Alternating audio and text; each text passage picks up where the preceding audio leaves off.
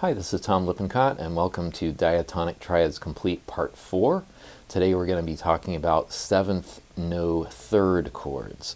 So if I play a C major 7 chord, and then I take away the third, it's just, we're left with this, it still kind of sounds like a C major 7, but there's no third, so we don't really know whether it's major or minor. So it's a really cool sound. I think that it's useful for a lot of things, and I'm really particularly excited about this sound these days. So that's one of the really cool things about this whole system, is even though there's a lot of possibilities that we're going to be going through, and if you go through all 5 of these classes, you'll have, you know, gazillions of different chords to deal with. And while you could look at that like, oh wow, I'm going to be overwhelmed, there's no way I'm going to be able to learn all those, that's not the point. The point of this 5-part class is to introduce you to all of the possibilities and allow you on your own to pick and choose the ones that you like and that you want to work with.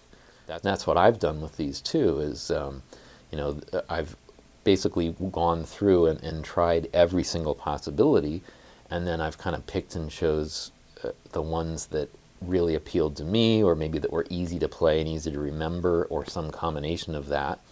And of course the ones that are easy to play and remember and that I love the way they sound, those go right at the top of the list. Those are the ones that I've started using immediately the most.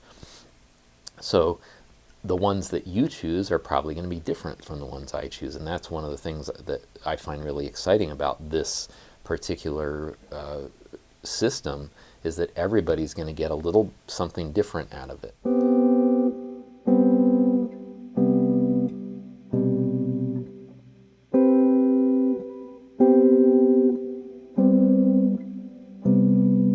Okay, so that's all of my starting places for the next step, which is going to be to take this up and down diatonically, the C major scale.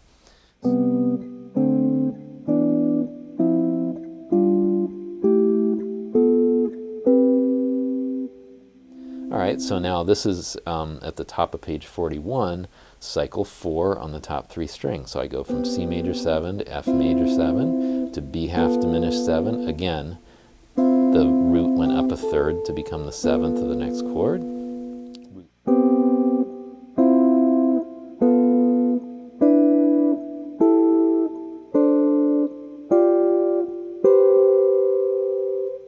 I'm arpeggiating those chords with this pattern: highest note, lowest, middle, and then highest repeated.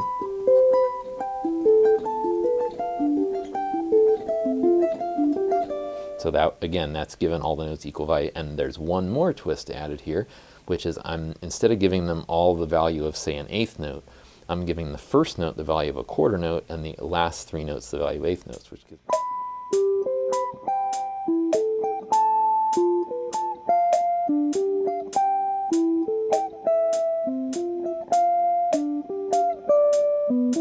Now we're going to get into incorporating the melodic minor scale and the harmonic minor scale. And this one in particular is really important in this particular scale, because it's the one that doesn't exist in the major scale. So if you really want to get the flavor of melodic minor, I a lot of times try to include that one in there.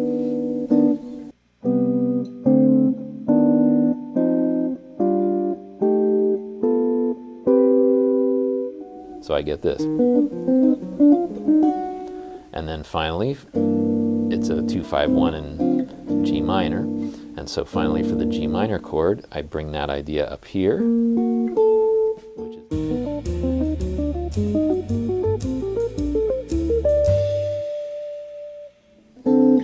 And I get, again, different pieces of the chord in there. Root 7th and 5th, flat 3rd, 9th, and flat 7, and then 5th, 11th, and 9th. So if I put those together, I get a pretty nice complex chord, but without having to, put down a whole bunch of fingers and use this big bar and everything.